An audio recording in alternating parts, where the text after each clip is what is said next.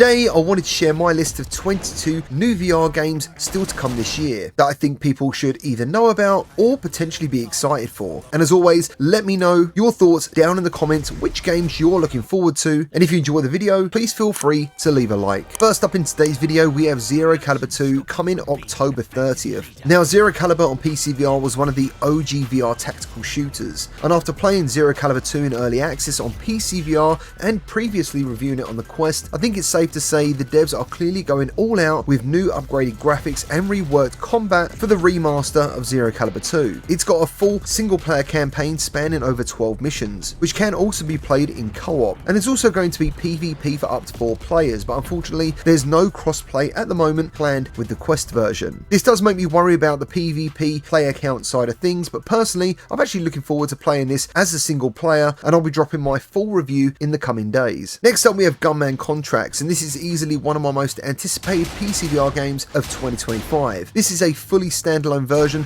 of the mods found in Half-Life Alyx, but it's now being taken to the next level by being built from the ground up for PCVR and flat screen, with other platforms potentially coming in the future. You take on the role of a professional hitman, simply known as Gunman. You have a large arsenal of weapons at your disposal, featuring pistols, rifles, shotguns, knives, and even a bow to take down ruthless criminals in some of the most aggressive and immersive ways possible yet seen in VR. And if the mods are anything to go by, you can expect every kill to feel extremely satisfying with some great death animations and real bullet impact physics. Thief VR Legacy of the Shadows is coming to Quest, PCVR and PSVR2, and it hopes to bring the classic stealth gameplay of the originals into full virtual reality. You have to stick to the shadows and sneak through alleyways, sewers, pick locks and slip behind guards in complete silence using light and sound to your advantage. The devs have now confirmed there will be multiple ways to approach each mission, so you can hopefully get through every level without being seen, or you can choose to take everyone down by using either your bow, which has multiple arrow types, or you can simply knock out the guards using your blackjack. And after going hands-on again with Thief VR only last week, it is showing a lot of promise. We still have no release date yet, but if you haven't seen my first impressions video, I'll leave a link in this video's description to that gameplay. Marvel's Deadpool VR is coming this November exclusively to Meta Quest 3 and Quest 3S from developers Twisted Pixel, and it features fast-paced comic book style combat and traversal. I did do some first impressions for YouTube Shorts, and you'll be able to use all his parkour moves, including wall running, sliding, double jumping, as well as a grappling hook, while also using his signature katanas, guns, and more unlockable weapons like Thor's hammer to create lots of over-the-top chaos. Personally, I found it pretty violent, which I was very glad about, and one thing I really liked was the dismemberment. Arken Age is coming next week on October 30th to Quest 3 and Quest 3S. It's a single-player physics action adventure that first released on PC and PSVR2, and incredibly, the developers have gone above and beyond for the Quest release, proving Quest 3 can really hold its own when the devs do great ports. My first impressions of the Quest 3 version actually blew me away, and I'm very much looking forward to re-experiencing this game all over again on Quest for a video next week.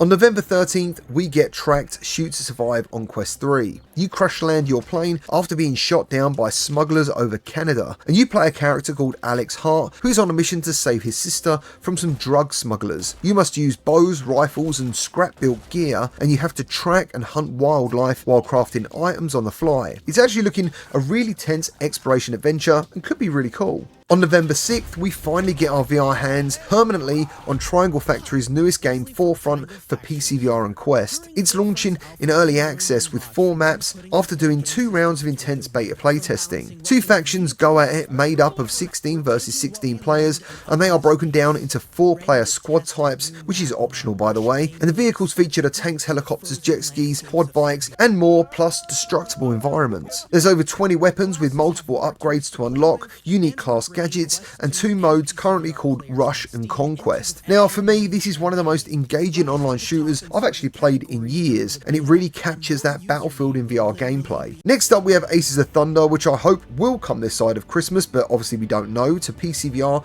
and PSVR2, and after going hands-on in early access, I'm still really excited to check this one out. Aces of Thunder will have a full single-player campaign and multiplayer, hopefully with cross-platform support. Aces of Thunder will launch with 50 maps from 3 key theatres from the Second World War, covering both the Western and Eastern Pacific fronts, and will feature 20 faithfully recreated aircraft. Fantastic Demio series is now crossing swords with Dungeons & Dragons for Battlemarked this year on Quest, PSVR2 and PCVR. It's a tactical co-op board game in the Forgotten Realms where you command heroes through Neverwinterwood shadows. You can pick Paladin, Sorcerer, Ranger and Rogue classes, all with their own unique abilities. You'll obviously be rolling dice again to get those critical hits and draw cards for combos and unique abilities. You can play this game solo or squad up with up to 4 other players because teamwork is really where this game is at. Next up we have RoboQuest VR for Quest, PSVR2 and PCVR coming from Flat2VR Studios. It's a fast-paced FPS with roguelike mechanics playable in single-player or 2-player co-op and has over 100 weapons. You must shoot and run your way through randomly generated environments, pick up upgrades and blast your way to face powerful bosses. You must also upgrade your base camp and unlock persistent upgrades that will enable you to customize your playstyle and dive further into the game with each run. The cel-shaded art style does look really awesome and I don't think we have long to wait until we get a solid release date. Next up we have Exoshock, and after going hands-on with it, I really feel this is another VR game I think Quest and PCVR players should be hyped for. It's a co-op PvE shooter set in procedurally futuristic arenas that has so much action going on, it's almost an overload for your senses. It's one of the most fast-paced first-person shooters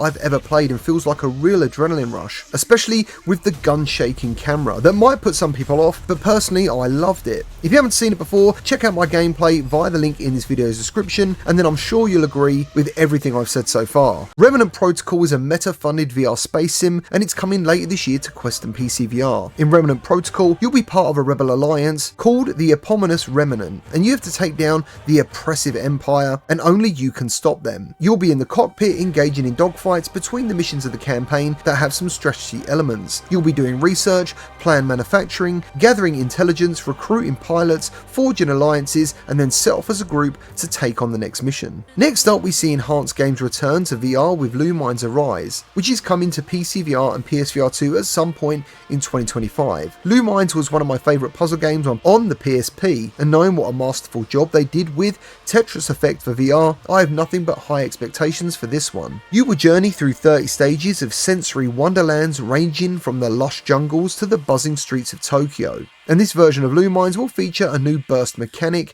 a single player mode, multiplayer mode, and challenges. Now apparently BONEWORKS is still coming natively to Quest 3 at some point this year from Stress Level 0. And mods aside, I actually love the single player campaign, and it's got the best VR soundtrack ever made. Some people find the physics goofy, but it's a great shooter overall, and if this does happen to be coming to Quest, I wouldn't be surprised if it didn't also come to Valve's Steam frame. Of Lies and Rain is now released on Quest and PCVR and getting regular updates thanks to player feedback, leaving only the PSVR2 version, which is being released next week on November 4th. It's heavily inspired by Half-Life Alyx in all the best ways, from the way you reload your guns and grab ammo, to the gravity gloves and the puzzle solving, and the PSVR2 demo already looked fantastic. After completing Of Lies and Rain on Quest and PCVR, it's a lengthy adventure with really cool upgrade systems, and a digital Tron-like realm packed with intense platforming and some very cool surprises. Since my review, the devs have implemented and improved many of the issues I had. So I'm definitely looking forward to revisiting the more complete version of Lies and Rain for a review on November 2nd. Star Trek Infection is a survival horror experience coming to Quest on December the 11th from Bloober Team. You play a Vulcan officer on USS Lumen fighting a mutated crew using weapons like phasers and your Vulcan mind meld abilities. You also carry this infection and it's slowly taking you over. You also get to use a tricorder to hack terminals, you have to craft tools at workstations and gradually unlock new abilities while exploring the wrecked ship as you try to find the missing crew. Next we have Zero Caliber Remastered, and it's finally coming to PSVR2 hopefully around November, and everything's being overhauled. We can look forward to improved visuals, better animations and more responsive gunplay. You will take on military missions solo or in co-op using a massive arsenal of customizable weapons, and the shooting, which already felt great on the PCVR version, will be even better on PSVR2 thanks to adaptive triggers. The devs have also confirmed eye tracking in combination with foveated rendering and headset rumble. Ghost Town is also coming to PSVR2 and is one of the best games I've played on MetaQuest this year. It's a visually stunning, creepy, story-driven psychological adventure where you embody the shoes of Edith Penrose, who is a witch turned ghost hunter. She's also an exorcist and a paranormal investigator, and you must use a combination of wits and ancient magic to overcome some unearthly puzzles. You'll be exploring all sorts of cool locations, solving puzzles and uncover what's happened as supernatural events unfold around you. Ghost Town is an about jump scares, it's about atmosphere, puzzles, mystery, and tension. There is no release date yet, but I'm still hoping it comes this side of Christmas. Assetto Corsa's Rally VR mode is coming in early access on November 13th on PCVR from Supernova. It features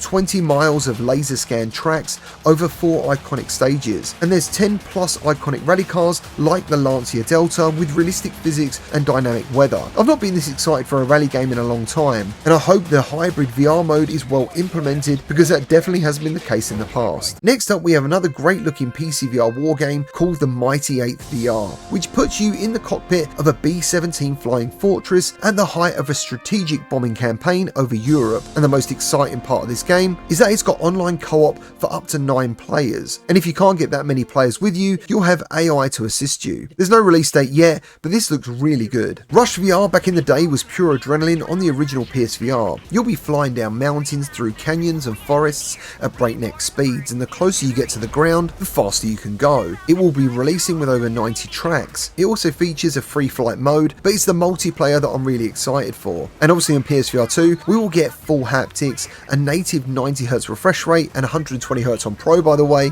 and as someone who loves retro VR games, this is definitely one I'm excited for. Beyond Sandbox launches this year at some point on Quest and PCVR from Atlas XR. Beyond Sandbox has been showing some pretty advanced VR physical interactions with some beautiful graphics, and it's a playground for both players and creators. The procedural grip system does look pretty mind-blowing when you're using the weapons, and it will feature multiplayer where you can either compete or collaborate using in-game tools. Well, that's all I've got for you today. Remember to like and subscribe for more VR content, and leave a like if you enjoyed the video, and I'll see you on the next one.